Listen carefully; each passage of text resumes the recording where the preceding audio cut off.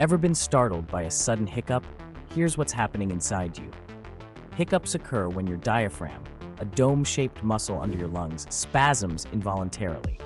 This spasm causes you to suck air in quickly, which makes your vocal cords snap shut, producing that unmistakable hic sound. Triggers can include eating too fast, drinking carbonated beverages, or even sudden excitement.